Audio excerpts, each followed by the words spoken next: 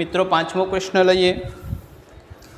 એક કંપની એ અને બી એમ બે પ્રકારના સ્ક્રૂનું ઉત્પાદન કરે છે।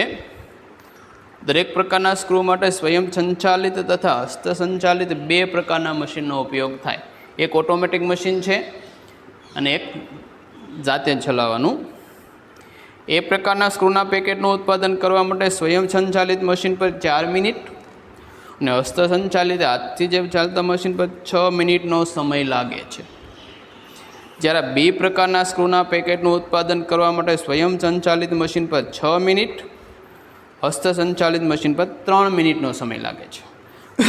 કોઈપણ દિવસે દરેક મશીન વધુમાં વધુ 4 કલાક ઉપલબ્ધ છે। ઉત્પાદકને એ પ્રકારના સ્ક્રૂના પેકેટના વેચાણથી ₹7 નફો મળે છે, જ્યારે બી પ્રકારના સ્ક્રૂના વેચાણથી ₹10 નફો। અને આપણે ધારી લઈએ જેટલા સ્ક્રૂનું ઉત્પાદન કરે તેટલા સ્ક્રૂનું વેચાણ કરી શકે છે। તો મહત્તમ નફો મેળવવા માટે કંપનીના માલિકે દરેક પ્રકારના સ્ક્રૂના કેટલા પેકેટનું ઉત્પાદન કરવું જોઈએ અને મહત્તમ નફો શોધો। ધારો કે એ પ્રકારના X, બી પ્રકારના Y સ્ક્રૂનું ઉત્પાદન કરે છે।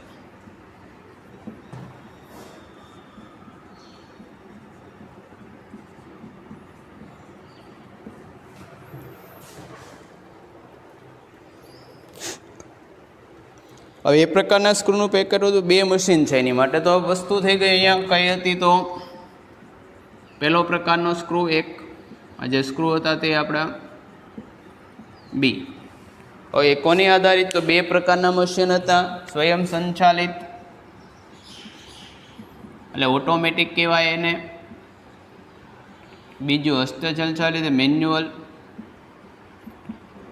જાતે ચાલતું, આપણે માણસની મદદથી ચલાવી શકાતું હોય તેવું। જો એ પ્રકારના સ્ક્રૂના પેકેટનું ઉત્પાદન કરવા માટે સ્વયં સંચાલિત મશીન પર 4 અને હસ્તસંચાલિત મશીન પર 6 મિનિટ, 4 મિનિટ અને 6 મિનિટ। જ્યારે બી પ્રકારના સ્ક્રૂના ઉત્પાદન કરવા માટે સ્વયં સંચાલિત મશીન પર 6, હસ્તસંચાલિત મશીન પર 3, આ 6 અને 3। આનો હંમેશા અને કેપ આપી અપર કેપ કે લોઅર કેપ હોય જ।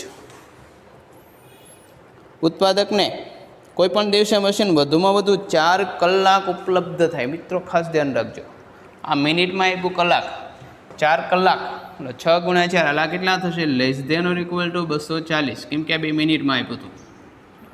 આ પણ કરીને બંને મશીન સરખા જ ઉપલબ્ધ હતા। કોઈપણ દિવસે દરેક મશીન વધુમાં વધુ 4 કલાક ઉત્પાદન થાય। તો આપણી જે બે શરતો હતી તે બની જશે અહીંથી। તો પહેલી એ આધારિત લઈએ તો શું થશે? તો 4x મશીન સ્વયં સંચાલિત પહેલાં માટે તો 4x + 6y બંનેનો સરવાળો 240 અથવા એની કરતાં ઓછો થાય। 2 વડે ભાગી નાખવું તો 2x + 3y 120, આને કન્ડિશન 1 કહીએ। બીજી કન્ડિશન હસ્તસંચાલિત મશીન માટે જોઈએ તો 6x 3y <= 240, આને 3 વડે ડિવાઈડ થઈ શકે તો 3 વડે ડિવાઈડ કરું તો 2x + y 18। હવે જે આપણે વિધેય બનાવવાનું છે તે જોઈએ।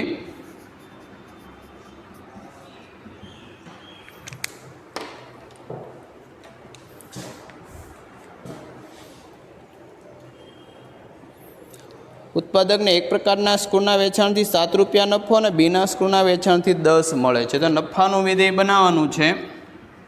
એ પરથી 7 તો એક પેકેટથી 7 તો x પેકેટથી 7x, બીના એક પેકેટથી y તો 10 પેકેટથી 10y નું કેવું કહેવાનું છે? મહત્તમ મૂલ્ય શોધો। આ થઈ ગયા એની મેથેમેટિકલ કન્વર્ઝન। 1 માર્કમાં પૂછાય સમ તો અહીંયા સુધી હોય, એનાથી 3 માર્ક હોય તો સોલ્યુશન। અહીંયા તો સોલ્યુશન શોધવાનું છે। તો જોઈએ, પહેલી રેખા માટે 2x + 3y 120 માટે x0 મૂકીએ તો y કેટલા થશે 120/3 40.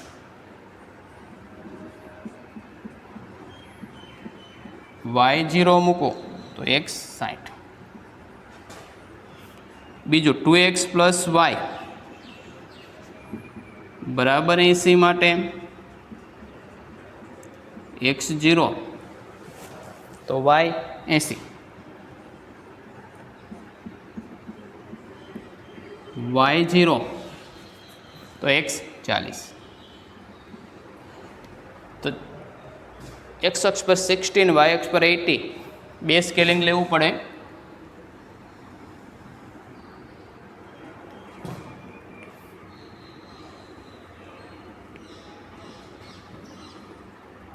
વીસનું સ્કેલિંગ લઈ લઈએ તો બંનેમાં સેટ થઈ જાય તો 20, 40, 60, 80. અહીંયા પણ 20, 40, 60, 80. પહેલું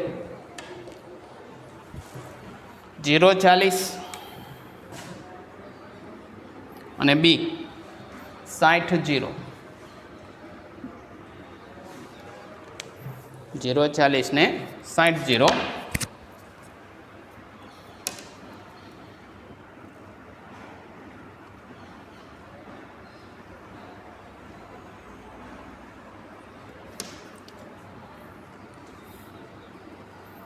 પહેલી રેખા less than or equal to છે એટલે કે નીચેનો ભાગ આવશે. બીજી રેખા માટે લઈએ 0, 80 અને 40, 0 એટલે આ બિંદુ સી અને આ બિંદુ ડી, એ બંનેને જોડી કાઢીએ. સી અને ડી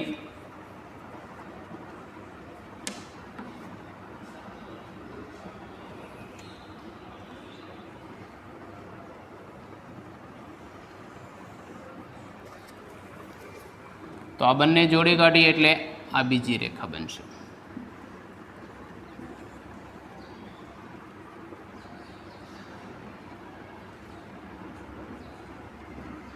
અને આ બંનેનો કોમન x > 0, y > 0 હોય જ, તો આ બંનેનો કોમન પ્રદેશ એટલે આ ભાગ થશે.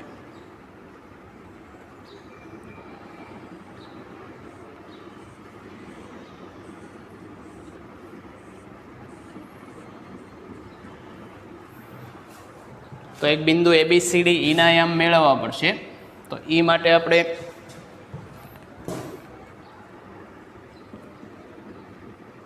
આ બંને સમીકરણ સોલ્વ કરીએ ઇક્વાલિટીમાં લઈને. તો સિમ્પલી 1 - 2 કરીએ તો સિમ્પલ 1 હતું 2x + 3y, 120 2x + y 80. Simply subtraction કરવાનું છે તો 2y = 120/80 એટલે 40 માટે y બરાબર 20, y બરાબર 20 તો y 20 મૂકો, 20 × 3 એટલે 60, 120/60 એટલે 60, આ છેદમાં 2 આવશે એટલે x બરાબર 30. 30, 20. તો લખીએ બિંદુ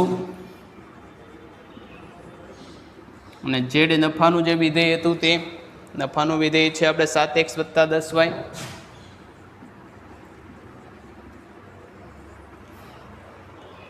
પહેલું બિંદુ જે છે પહેલું છે A 0, 40,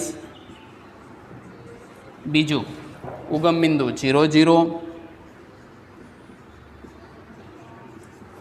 ત્રીજું D 40, 0 અને ચોથું E 30, 20. પહેલા માટે વેલ્યુ કેટલી થશે? પહેલું 0, 40 × 10 એટલે 400. બીજું 0, 40 × 7 280. 3 × 7 210 અને આ 200 એટલે 410 થશે. તો આ થઈ ગયું આપણું મહત્તમ. તો એને શું કરવું જોઈએ? ખીલાના ચાકી 30 પેકેટ બનાવે એ પ્રકારના 30 અને બી પ્રકારના કેટલા બનાવવા પડે? 20. એ રીતે ટોટલ બનાવે તો એને મહત્તમ નફો કેટલો થાય? 410. એ રકમ પરથી તમે લખી શકો.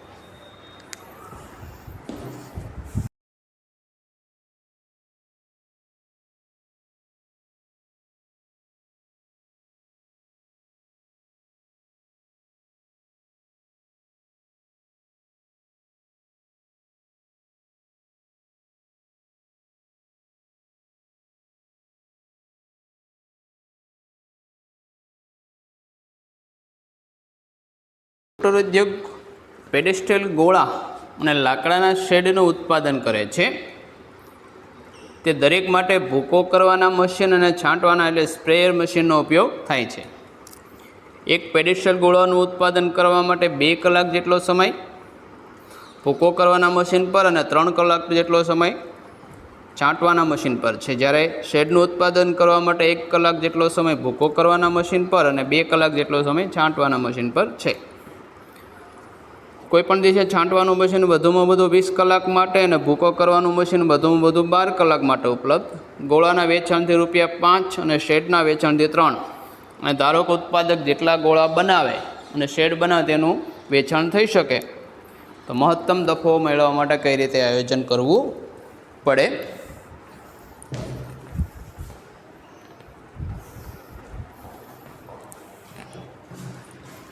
તો લઈએ મિત્રો, ધારો કે 2 વસ્તુ જે હતી. પહેલી X ગોળાનું ઉત્પાદન, પેડેસ્ટલ ગોળા X ગોળા તથા Y શેડનું ઉત્પાદન કરે છે.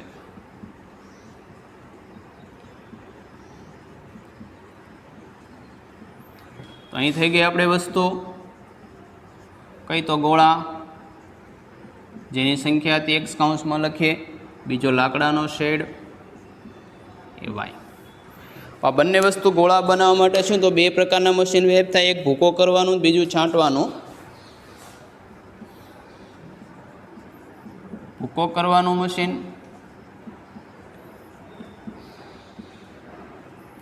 બીજું સ્પ્રેયર એટલે કે છાંટવાનું જે મશીન હતું તે.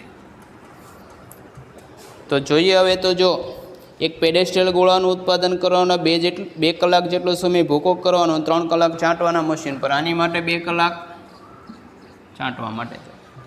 શેડ માટે 1 કલાક જેટલો ભૂકો કરવામાં, 2 કલાક છાંટવામાં. અહીંયા 2. વાની કેપ આપી છે કેટલું થાય મેક્ઝિમમ? તો ભૂકો કરવાનું મશીન વધારેમાં વધારે કેટલું સમય ઉત્પન્ન છે? તો છાંટવાનું મશીન 20 ને ભૂકો કરવાનું 12. અને આ બંને ઉપર કેવા કલાક જ આપેલા છે? તો કલાક. તો ભૂકો કરવાનું 12 ને આ કેટલું છે? 20. જો ઉલટી રકમ આપી ખાસ જોઈએ. પહેલાં આપ્યું છે છાંટવાનું મશીન વધુમાં વધુ 20 અને ભૂકો કરવાનું વધુમાં વધુ 12. તો આપણી હવે શરતો જોઈએ. તો કઈ શરતો થશે? તો શરતો બની ગઈ 2x + y <= 12. આ કોની માટે બની? ભૂકા કરવા માટેની. સ્પ્રેયર માટે 3x + y અહીંથી લખી શકાય 3x + 2y <= 20. હવે જે આપણો આનું વિધેય બનશે તે જોઈએ. કયું વિધેય બને?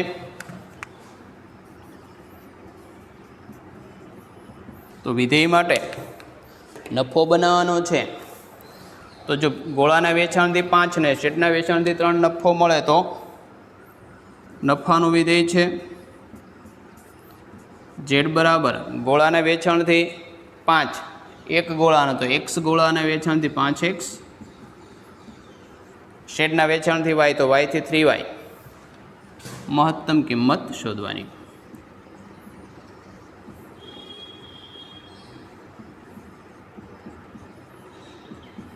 અહીંયા x y > 0. તો આપણો પ્રશ્ન થઈ ગયો. હવે આને સોલ્વ કરીએ.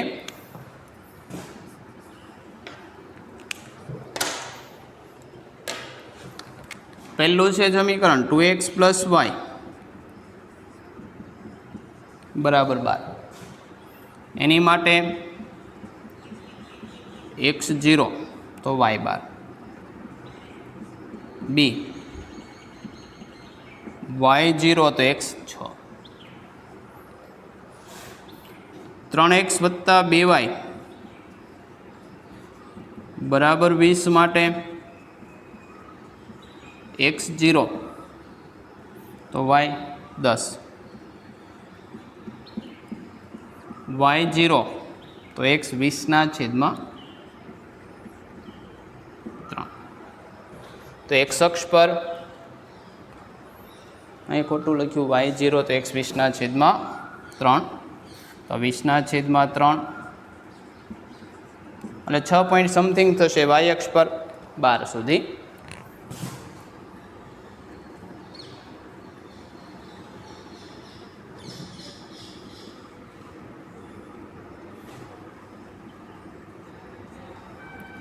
તો x અક્ષ પર આપણે 6 સુધી જવાનું છે, તો સ્કેલિંગ લઈ લઈએ 1 2 3 4 5 6, 20/3 એટલે 6 પોઈન્ટ સમથિંગ થશે. વાય અક્ષ પર 12 સુધી એમાં 2નું સ્કેલિંગ લઈ લઈએ તો ચાલે. સ્કેલિંગ અહીંયા અલગ રાખીએ ચાલે, પણ અહીંયા ગેપ સરખો થવો જોઈએ. 2 4 6 8 10 અને 12. પહેલી રેખા માટે 0 12 અને 6 0ને જોડી દઈએ તો બિંદુ એ 0 12, બી 6 0,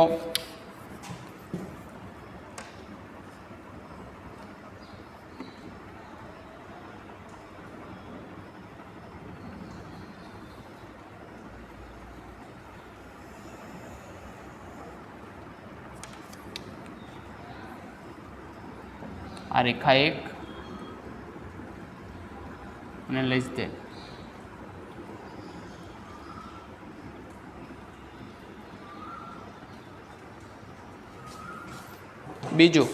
બીજી રેખા માટે 0 10 અને 20/3 0, તો આ બિંદુ સી 20/3 અને 6 તેરી 18, 6.67 થાય એટલે આશરે આ બિંદુ થશે ડી.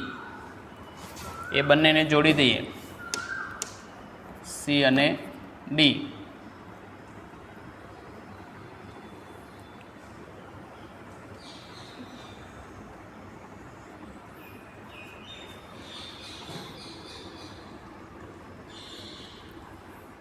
આ પણ લેસ ધેન એટલે અંદરનો ભાગ થશે. આ રેખા નંબર 2 છેદ બિંદુ ABCD, અને પહેલાંના 2 દાખલામાં તો એની જેવો જ પ્રદેશ આવ્યો કંઈક. તો શક્ય ઉકેલ પ્રદેશ જે હતો તે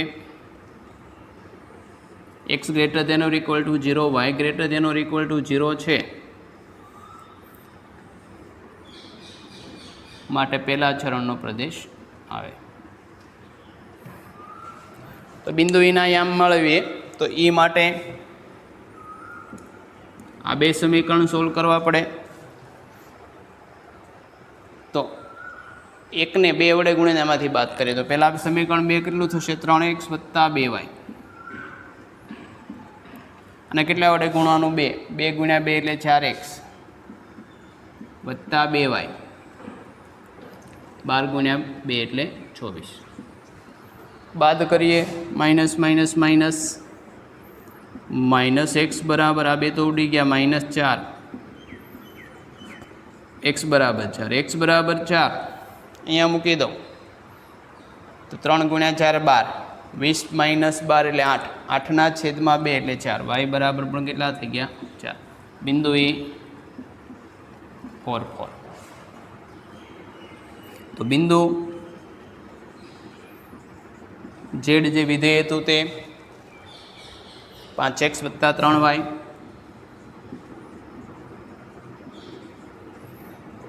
પહેલું બિંદુ સી 0 10, બીજું ઓ 0 0, ત્રીજું બી 6 0, અને ચોથું ઈ 4 4. પહેલા માટે વેલ્યુ 5 × 0 3 × 10 એટલે 30. બીજું 0 આ પણ 30. 5 × 4 20. 3 × 4 એટલે 12. કેટલા થઈ ગયા? 32. તો આ કેવું થશે? મહત્તમ. માટે શું થાય? તો પેડેસ્ટલ ગોળા 4 બનાવવા જોઈએ, શેડ પણ 4 બનાવવા જોઈએ, બંનેની કિંમત સરખી રાખવી જોઈએ ઉત્પાદનની, અને મહત્તમ નફો કેટલો થઈ શકે? 32 રૂપિયા. એટલે 3 દાખલા ગણ્યા. લગભગ રકમ જોતા એક ટુ ધ પોઈન્ટ. આ જે પ્રદેશ આવે તો 2 રેખાનો એટલે એકદમ સિમ્પલ થાય છે.